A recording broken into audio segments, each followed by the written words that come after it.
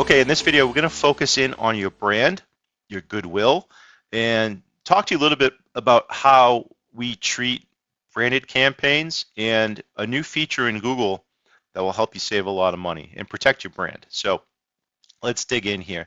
So typically when we build a new account, we always like to build a branded campaign for a number of reasons. And we track that very different. It's completely separate from our acquisition channels. We want to protect the brand. We want to prevent competitors from poaching existing traffic. And the most important part of this is we do not want existing customers to come down another acquisition channel. We want to filter that traffic so they see the branded traffic and they go down the branded path, because the branded path is a lot less expensive than the new customer acquisition path. So let me walk you through this. In a branded campaign, let's say your business name is John's Heating Service. Typically, we're able to buy that term, John's Heating Service. You own it, it's your business, $2.50, right? That would be a typical bid for a click. And at the end of the month, depending on how big your company is, that campaign may cost you less than $50, right? So it's just a very smart strategy, and you're going to get a ton of conversions on it. A lot of PPC companies are going to merge these two together to make their metrics look good. So be careful of that. But essentially, what was happening back in the late part of 2022, Google was making all these adjustments to keywords, and Google was associating brand traffic in new acquisition channels. And we identified that this was an issue. Our clients were starting to get charged quite a bit of money for their branded terms, which has never happened. So we pushed back. We got a lot of credits for different clients, and to a certain extent, this is still happening if you do not have this set up right. So you want to go in and you want to search for your branded traffic, and you want to see how much you're paying on a cost per click basis for your brand name. Now, it's a mistake not to have this branded campaign, because if you do have it, that is your defense to go to Google and say, hey, look, I had this campaign set up. This is my brand name, and I want my traffic to go through here. If you don't have this set up, you really don't have a defense. Google's going to say, well, you didn't have a branded campaign, so we saw that people are looking for you, so we associated with the demand campaign. That's the argument you're going to get, and you won't be issued a credit. So you want to make sure you have this, and you're not paying a premium. So I'm going to show you a few things here. First, I'm going to flex and just show you a Christmas present that I delivered to a client. And we received a credit on the account for this client of $46,000 in January 2023. We were able to go back several months. This is probably about 90 days of data. We quickly identified the issue, but the issue was persistent. So what we did as a company is we set up tickets. We informed our Google rep, and every week or so we would audit the brand terms and we would submit click credits. And we knew that we were going to be issued a refund for the client. We let the client know, because if we were to shut it off, it would have killed their heating season. So we made the decision to continue on and deal with this. We considered a glitch. Some people may argue that Google was just poaching on goodwill to inflate their click costs, but neither here or there.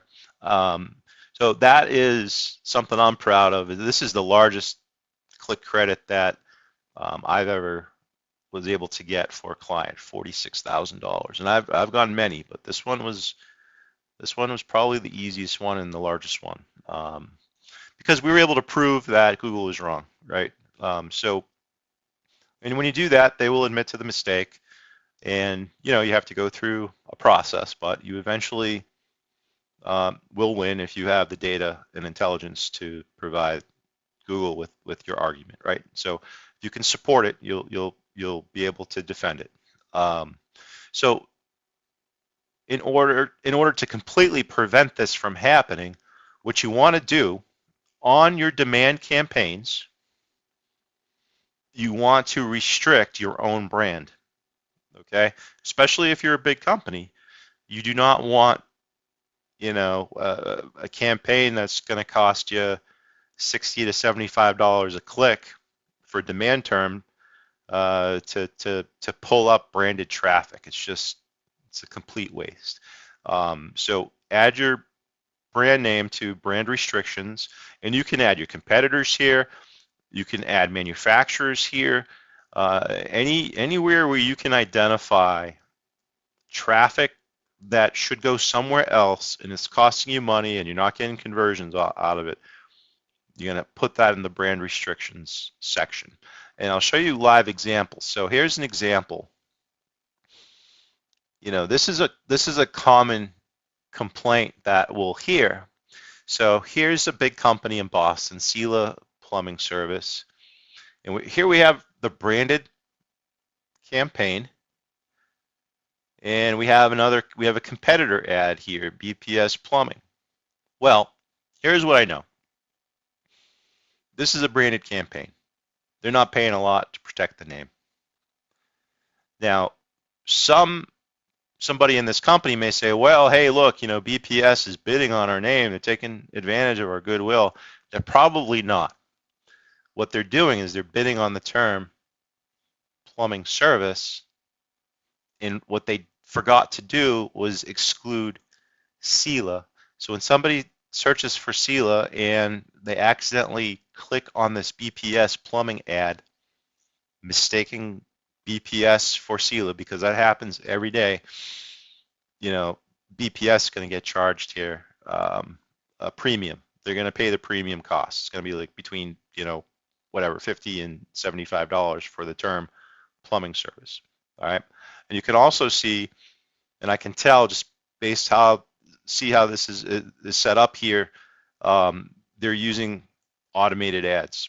So you definitely want to keep yourself out of these situations and protect your brand, and to prevent your goodwill from costing you money, right? So a branded campaign is a good defense, and then you want to set up your brand restrictions on the account. And if you don't do this, then you're at risk of really bleeding out